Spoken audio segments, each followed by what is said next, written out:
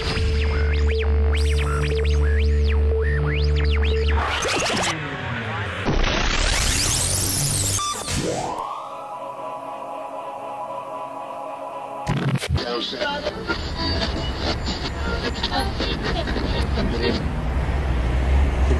our fellow citizens, our way of life, our very freedom came under attack in a series of deliberate and deadly terrorist acts. The victims were in airplanes or in their offices, secretaries, businessmen and women, military and federal workers, moms and dads, friends and neighbors. Thousands of lives were suddenly ended by evil, despicable acts of terror. The pictures of airplanes flying into buildings, fires burning, huge structures collapsing, have filled us with disbelief, terrible sadness, and a quiet, unyielding anger. These acts of mass murder were intended to frighten our nation into chaos and retreat. But they have failed. Our country is strong.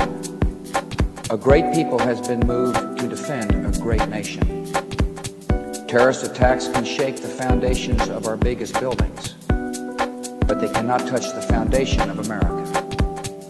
These acts shatter steel, but they cannot dent the steel of American resolve.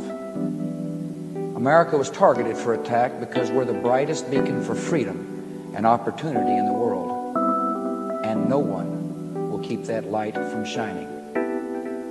Today, our nation saw evil, the very worst of human nature, and we responded with the best of America, with the daring of our rescue workers, with the caring for strangers and neighbors who came to give blood and help in any way they could.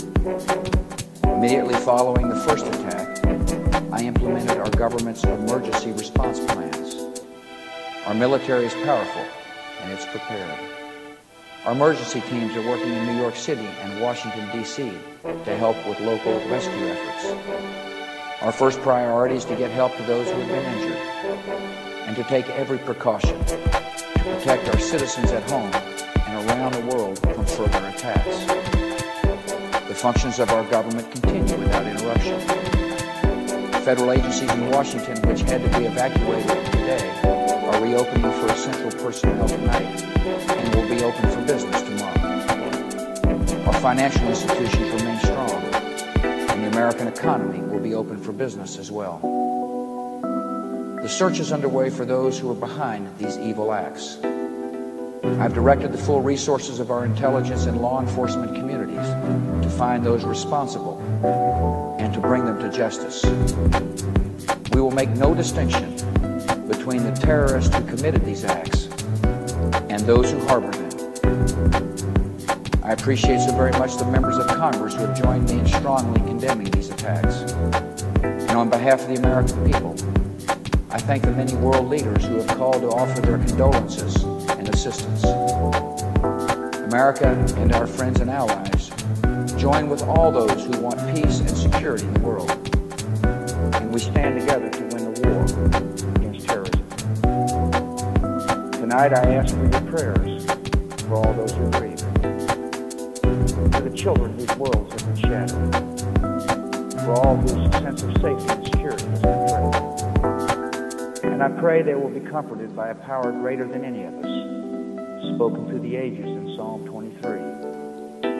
Even though I walk through the valley of the shadow of death,